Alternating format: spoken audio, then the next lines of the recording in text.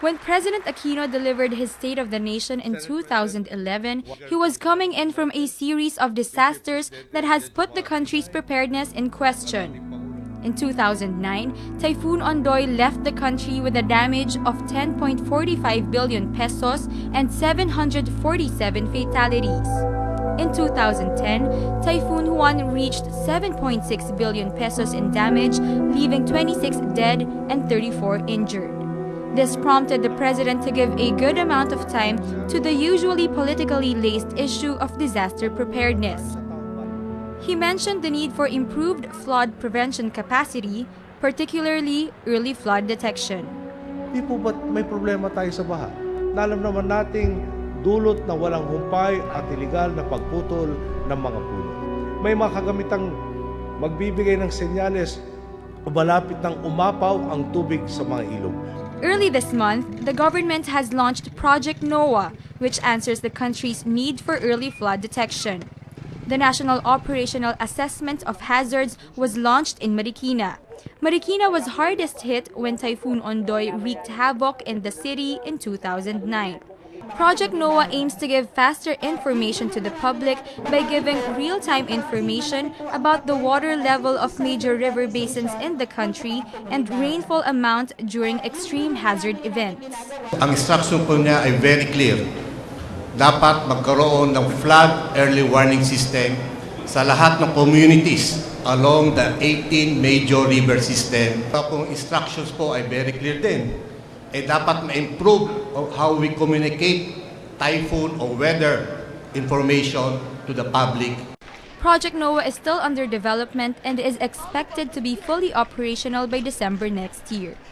President Aquino also talked about the urgency of developing landslide detectors in his 2011 SONA. May landslide sensor na magbababala kung tumataas na ang panganib na gumuho ang lupa. So far, the country only has 4 landslide sensors. 5 more are scheduled to be installed by May 2013. These detectors have tilt sensors and moisture sensors to measure land deformation and moisture respectively.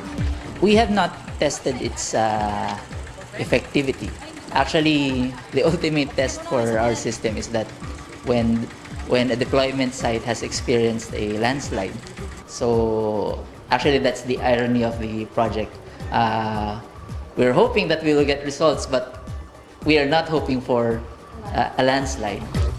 These landslide sensors have a built-in Global System for Mobile Communications, or GSM, which allows the sending of real-time information every 30 minutes to local government units via text message.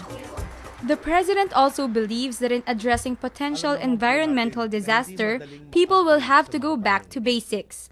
He mentioned giving coffee and cacao seeds to informal settlers to plant in order to mitigate flooding and at the same time earn from safeguarding the trees. Isa sa mga solusyong hinahanda na po at pinag-aaralan ay ang gawing kapaki-pakinabang sa mga pamayanan ang pagbabantay ng puno.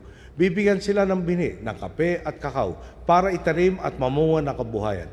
Habang hinihintay ang ani, makakakuha sila ng stipend upang bantayan naman ang mga punong itinanim laban sa baha.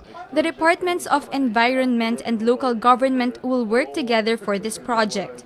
DILG National Barangay Operations Office Director Virgilio Castro, however, complains they have not been informed of the project and only got wind of it when the government launched an audit. Itong natanggap namin yan, no? Noong June 21, 2012, nung naniningil na. Wala kami report. Paano may reporting kung wala naman kami ginawa? For Sally Batingal, the government's efforts to mitigate and detect floods give her comfort that when disasters strike, the government is better prepared. She has been a resident of Marikina for 15 years. She admits she is still traumatized by the damage Ondoy has done. Tumigil din ako sa pagtatrabaho kasi simula noon parang nagkapobya na ako na tuwing may undoy ay tuwing tumataas ang tubig. Parang natatakot na kami baka umaulit-uli yung nangyari ng undoy. Napakalaking tulong po siguro sa amin yun, ma'am, dito para po makapaghanda po kami kaagad. Para po madali kaming makalikas. Patricia De Leon, Solar News.